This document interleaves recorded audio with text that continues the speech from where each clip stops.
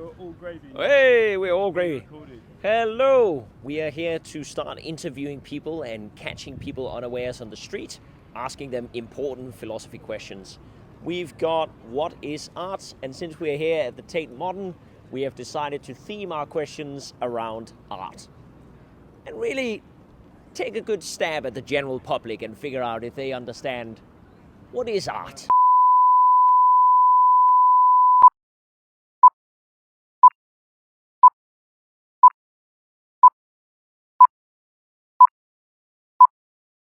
Nice to meet you.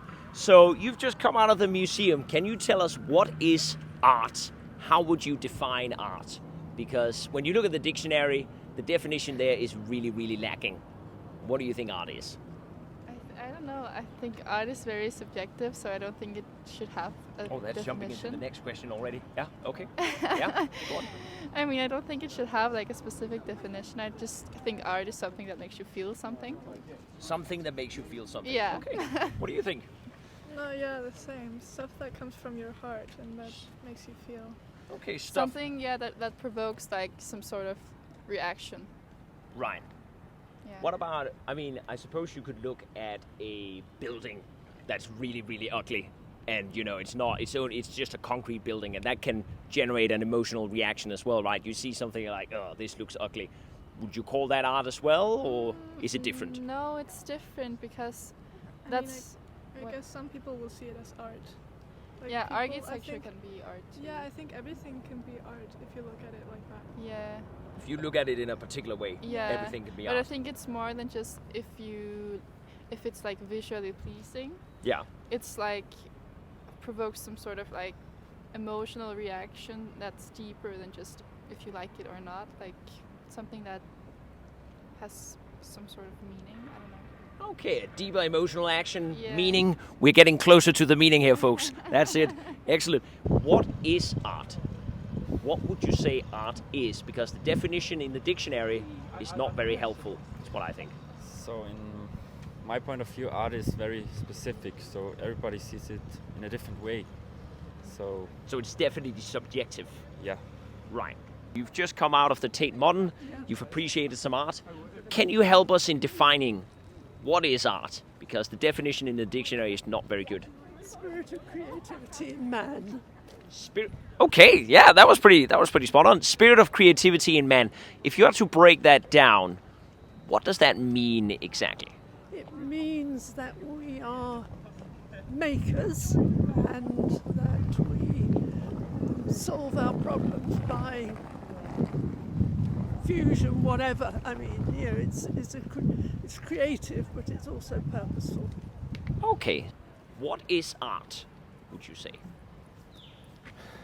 I mean, you're talking to a guy that went to art school, so that's pretty deep. So, art is just stuff that people make that it doesn't fit like the necessary basic necessities. So it's something symbolic. Okay, doesn't fit the basic necessities. Would you like to elaborate? No. What would you say art is? Things that please you visually, audially, and I'd even include comestibly. What was that now? Comestibly. Comestibly. Eating. Oh, okay, I see. I get you. That's a piece of art as well. Well, it can be. I've learned a new word. Thank you. Yeah. All right. You're welcome. What do you think? I'm sick of it. Same. Okay, same. All right, cool. We're outside the Tate Modern, so we might as well do that. Now they're Sure. close to the heart of art, Yes. or something like that. Yeah. So, what is art? Is the first question. Oh boy, art is decoration. Decoration. Yeah, originally, and I don't know. Representation.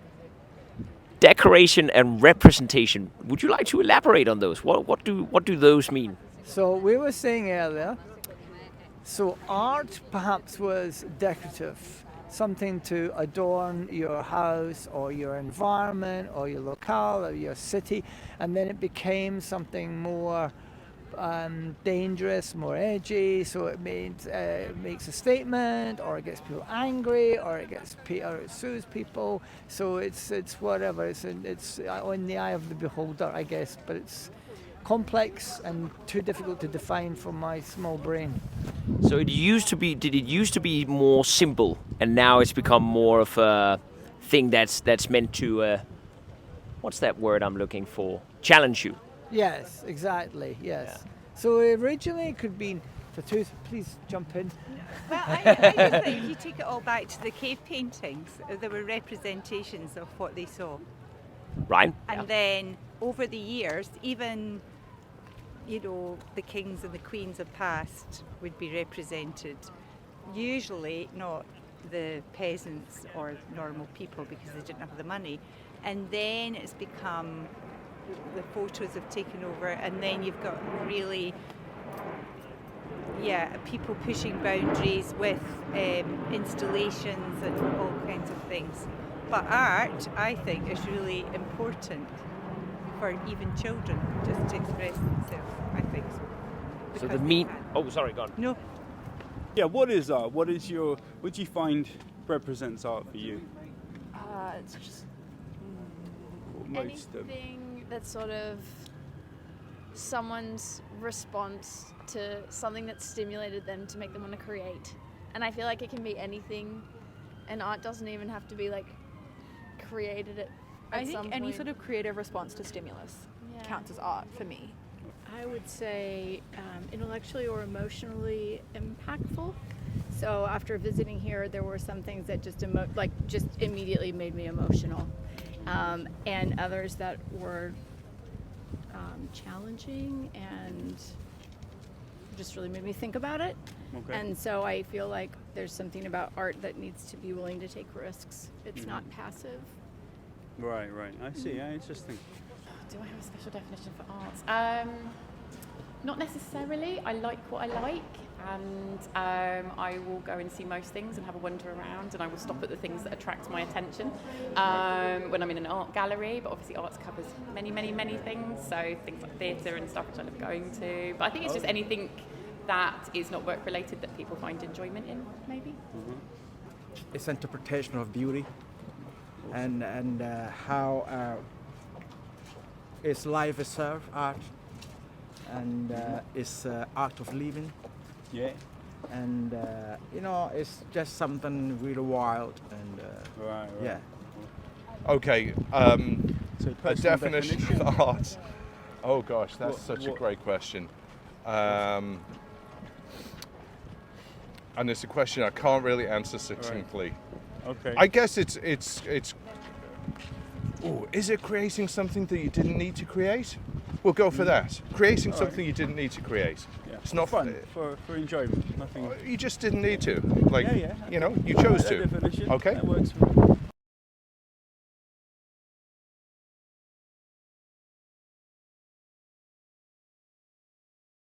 My next question was going to be, what makes good art? And it's sort of getting into, is it just subjective? Is it up to everybody? Some likes this art, some likes this art, or is there like an objective qualifier of art? Is there certain art that we can say this art is objectively better or finer art than, say, the crayons of a child, for example? I mean, it's such a hard question because you can kind of divide it into two things, I think. Either it's like really like technically done well. Yeah.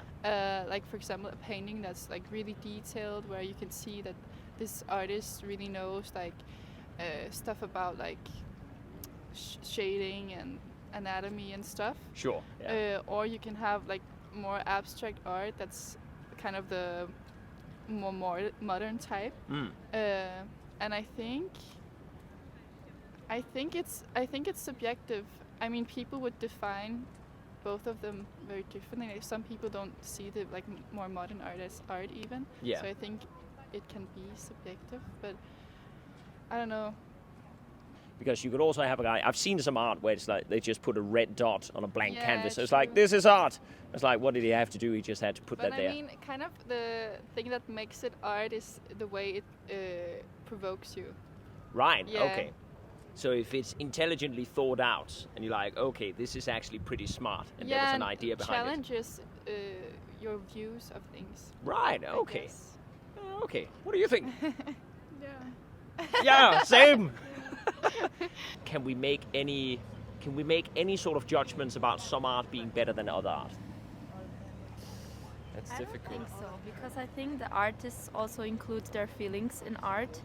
So I think it's very connected with emotions. Okay, got that. So playing the devil's advocate here, say we have a crayon drawn image by a 5-year-old and something by Van Gogh up against each other. Can we say, we can't really say either is better than the other, it's subjectively up to the person? I mean, maybe. Well, having seen Cézanne, I think there is an objective quality to someone's pursuit of art in his case. But for a lot of people, it's a means of expression, and I mean, it's to be valued. That's a very good question. Don't you think that because of Katie, our 14-year-old has taught herself art, and she is the fabulous artist you will ever meet in your life, and she is 14 and she taught herself to draw, and she can kick the pants off of everybody in there, and that's all I'm going to say on that. Well, there you go. I might give you a slightly different opinion in that you say better. Well, define better.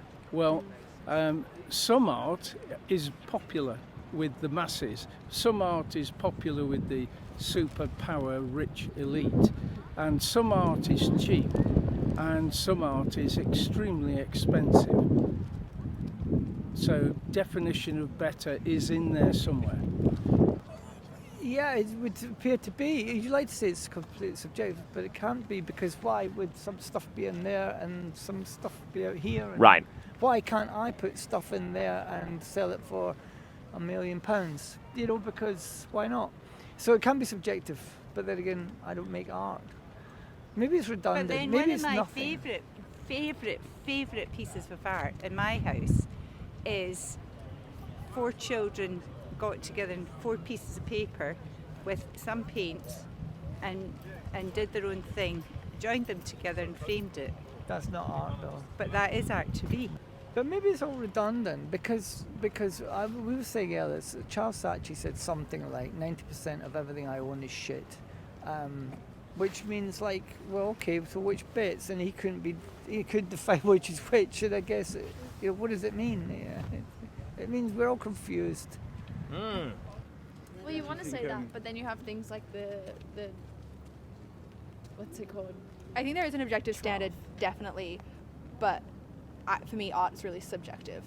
And like, I personally think any creative expression is art. And some people are like, architecture is not art, or writing isn't art. They're like, food isn't art, but they're like, art has to be a painting, which I think is really a rigid definition that doesn't work. Yeah. There's so many things like are so much more expressive than what you think of when you think of art, just like a painting. Yeah, I think so, because I think that you can go in and see works that you might not consider to be technically might not show as much skill, but it has a place in a narrative taking place over time, and so it's... Yeah, so it's important, isn't it? Yeah.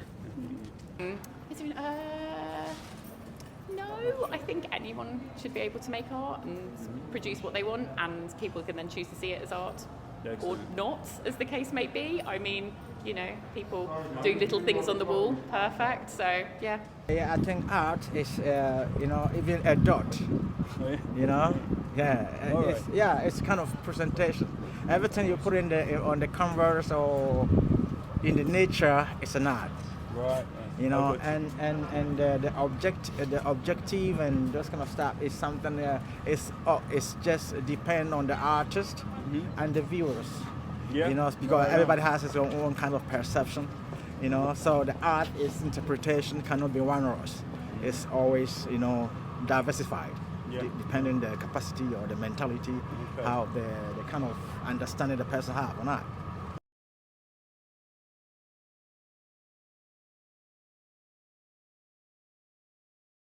does appreciating art and going to a museum like this and actually taking it in and seeing it properly, does that make you a better person? Not necessarily a better person, but I'm slightly more educated than I was when I stepped in. Right. Okay. Would education help you become a better person, or is it not necessary? Or Education assists me in looking for, I suppose, constructs in life that I can appreciate. okay, interesting. But would you say, like, a person who does not appreciate art at all and can't be bothered about it, do you think they're losing out on some crucial aspect of life? Yeah, I do, actually. I mean, I think it's quite sad if they haven't found that kind of possibility of expression. Right, okay, interesting. I think art can be therapeutic, definitely. Do you think art can be therapeutic? Yeah, I know it can. Watch the cat. Oh, sweet Lord. Goodbye, Mr. Taxi. For me, art... it's therapeutic, definitely. Well, yeah, but art is something where you only have to open your eyes In the eye of the this beholder. wonderful place Yeah. called the world, with trees and leaves and fractals and all sorts of things, and lights. which are some appreciated, some not. So I think opening one's eyes in the morning and having the opportunity to do so is the beginning of art. Totally. Now, if you've been to the Uffizi in Florence, if you've been to the Getty in New York, I once went round the New York Museum of Modern Art, the spiral one, yeah. and I was there, and there were maybe 200 Hell's Angels, because the exhibition was Harley Davidson's. So even hairy arse bikers appreciate art. For them it starts with steel and chrome and noise and movement. Right. But they also wander around, world famous art galleries appreciating art. That's pretty interesting. That's a good anecdote. Yeah, Yeah, that's yeah. pretty Great cool. stuff. Yeah. Yeah. That's it. Anything you want to add to that? No, that art is in the eye of the beholder. It's beautiful. Look at this. This could be an art. Look at this. Totally. If you took a picture of that. Yeah. All I see is a lot of wasted energy when but there I are don't. people freezing I to see death. a beautiful picture of a memory. See? Right. Yeah. Oh boy, that's a good one, isn't it? You would think, I guess it informs everything, doesn't it? Because you think it's irrelevant, because how many people go in there, what proportion of the population of London ever go in there, have ever been in there? Nothing, tiny proportion, and yet the public pay it and finance it.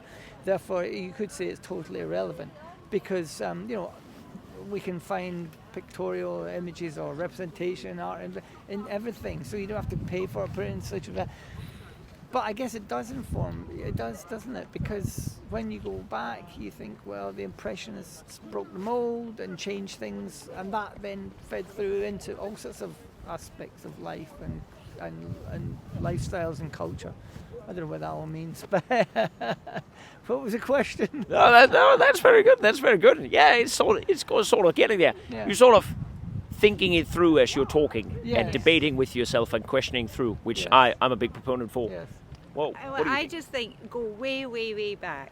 I always think go back to the start.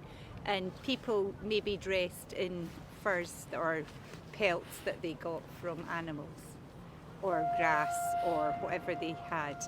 But the princess or the leader always had special, and people would work together to make that beautiful in their eyes. And people travelled miles and miles and miles, say, to get special shells, for example. So they wouldn't have done that if they hadn't appreciated the beauty of that. So it's inherent, I think. So But I've also got friends who will have nothing in their houses, not even a vase. It's real basic stuff, and they don't. So I don't know. Maybe they have different hats. Maybe they dress through clothes, or their art is through clothes.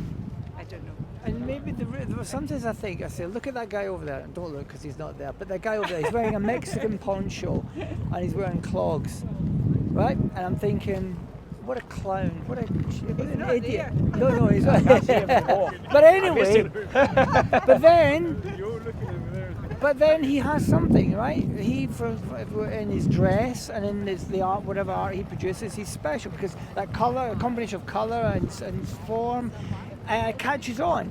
And then you see that 5 years down the line in Adidas sneakers and Nike and tops and football strips, and so a bit like Andy Warhol went wider than just a frame on an art gallery. It went into a culture, popular 60s culture was infused with Andy Warhol imagery and colours, and there you go. Something ridiculous can create its own rules, yes, sort of. Exactly. Right. But how do you define that person? Because there's lots of idiots walking about with Mexican ponchos. What made him different? Maybe because he did have a narrative. He could say, "This is just a Mexican poncho. This means something more than what you see. What I'm saying is this." There you are. But then, does he have to say it? Should it not just speak for itself? I don't know. It's very interesting. Is it important to appreciate? Yes, I think so. I mean, I don't know if I completely understand your question, but is it important for civilizations to really, I think, value their art and try and imbue that sense of love for art in their children and so on? yeah, absolutely. I mean, it's. I would say this might not be correct, that it's more difficult to create something beautiful and important than it is to destroy things. And we see people destroying all the time, even if they're destroying by creating mass production, and it's destroying everything in its path. And we need to be able to step back and ponder and be sad a little bit more than being, build, you mad monkeys, build. Do you think, civilizationally speaking, art's important for the health? Oh, yeah, definitely. Yeah, okay. Definitely. I mean, if you've not got access to that, how can you see? I don't know. It just feels like it's really important for your soul to be able to go and see what other people are producing in the art. Agree. So yeah, as I said, whether it's visual or audio, anything like that, I just think it gives you so much pleasure and joy. So yeah, so it stirs the soul. Yeah, doesn't it? Exactly. Yeah.